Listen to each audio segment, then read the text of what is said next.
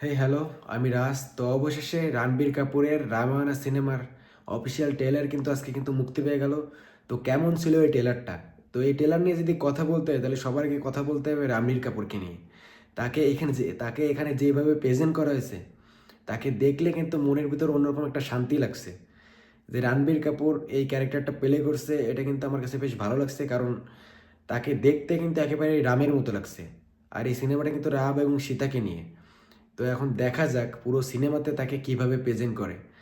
আর আমি ট্রেলার লেভেলে যতটুকু দেখলাম, এখানে রণবীর কাপুরকে দেখতে কিন্তু বেশ ভালো লাগছে। আর এই পুরো ট্রেলারটা কিন্তু শুধুমাত্র রণবীর কাপুরকে ঘিরেই কিন্তু বানানো। তো আরেকটা বিষয় নিয়ে কথা বলতে হবে, সেটা হলো এই ট্রেলারের ভিজুয়াল। ইন্ডিয়ান সিনেমাতে এই ধরনের ভিজুয়াল কিন্তু খুব একটা দেখা যায় না। তো এই ফার্স্ট টাইম আমরা এই ধরনের ভিজুয়াল দেখতে পারবো। আর এই সিনেমাটা কিন্তু আইম্যাক্সে মুক্তি পাবে। তো এখন দেখা যাক আসলে সিনেমাটা আমাদেরকে কতটুকু স্যাটিসফাইড করতে পারে। তো ট্রেলার লেভেলে কিন্তু আমি কিন্তু বেশ ভালোই স্যাটিসফাইড। কারণ আমরা যেটা আশা করি যে রাম এবং সীতাকে নিয়ে যে ধরনের গল্প আসলে আমরা বইতে পড়েছি বা শুনেছি, আমি একজন মুসলিম হিসেবে এই ধরনের গল্প কিন্তু খুবই আগ্রহ এবং টানে। তো আমি একজন মুসলিম হিসেবে আমার শুধুমাত্র এই সিনেমা নিয়ে আমি কথা বলি। তো সিনেমার সাথে তো আর বাস্তব জীবনের কোনো সম্পর্ক নেই। তবে যতটুকু এখানে রণবীর কাপুরকে প্রেজেন্ট করা হয়েছে এই ট্রেলারটার ভিতরে, আমার কাছে বেশ ভালো লেগেছে। কারণ এই ধরনের সিনেমাগুলো কিন্তু বেশ ভালো চলে এবং ভালো দর্শকের কিন্তু খুব আগ্রহ থাকে। কারণ আপনারা অনেকেই কিন্তু জানেন যে ইন্ডিয়াতে কিন্তু ম্যাক্সিমাম সবাই কিন্তু প্রায় অনেকেই কিন্তু হিন্দু, ম্যাক্সিমাম মানুষই হিন্দু। তো তাদের কাছে যে এই ক্যারেক্টার কী, সেটা কিন্তু তারা কিন্তু বেশ ভালো জানে।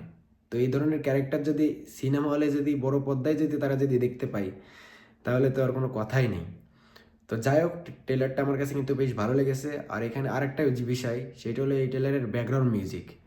ব্যাকগ্রাউন্ড মিউজিকটা করেছেন এআর রহমান এবং আরেকটা হলিউডের আরেকজন ডিরেক্টর।